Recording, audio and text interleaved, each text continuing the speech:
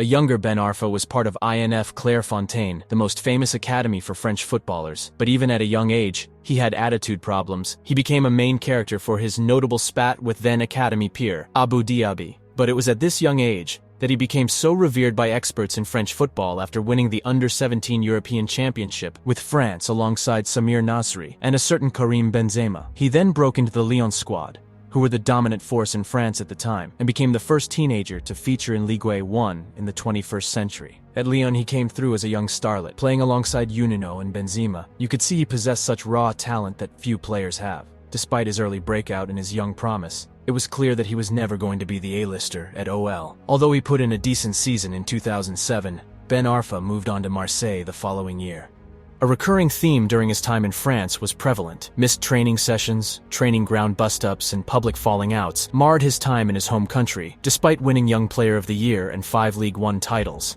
The controversies at Marseille and Lyon followed him throughout his career as a massive shadow looming over him, stopping him from fulfilling his full potential. But Newcastle was willing to take a bet on the Frenchman, and boy, did the bet pay off. The context of Ben Arfa's time at Newcastle is especially crucial to his narrative as a Newcastle player. He joined the club following its successful promotion back to the Premier League under Chris Hughton and eventually Alan Pardew when he arrived midway through Ben Arfa's first season. Despite a double break in his leg, Newcastle made Ben Arfa's move permanent, and rightly so. Newcastle fans had not seen a player of his caliber on their turf in a while. Perhaps the most significant part of his Newcastle spell was not just the crucial role he played in the team qualifying for Europe, but the fact that he represented hope. His face was merged with revolutionary Che Guevara's and put onto a giant flag with the word hope underneath. But that was the last club he actually meant something. Then, just like always, he lost his head, and his unbearable attitude to both teammates and coaches saw him sent out of. And for many, this was the end of his story. Ben Arfa bounced back at Nice in 2015 to 2016, when he enjoyed the most successful season of his career, scoring 17 goals and providing 6 assists in 34 league appearances as Nice finished 4th in Ligue 1. His 153 successful take-ons in the French top flight that season are still the most of any player in a single campaign since 2006 to 2007. This campaign showed he was still able to pass multiple defenders with one ball carry, completing 44 multi-take-ons, 25 more than anyone over that period.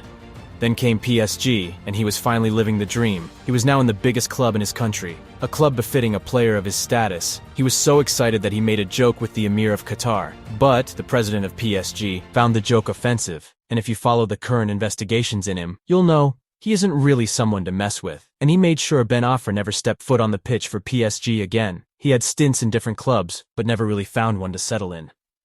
What was so good about Ben Arfa was his electrifying ability with the ball and the ease he had to spark something magical from nothing in a game. The ruthlessness he possessed when running at defenders was frightening, perfectly encapsulating the defender's worst nightmare cliché. But while that is a cliché, he was exactly that. A player that twisted and turned with ease and could change pace at a ferociously quick rate. He often left a path of destruction and dazzled defenders behind him. He could score goals from anywhere, and he could find passes no one else saw. He possessed such talent that could have ruled European football. Could have.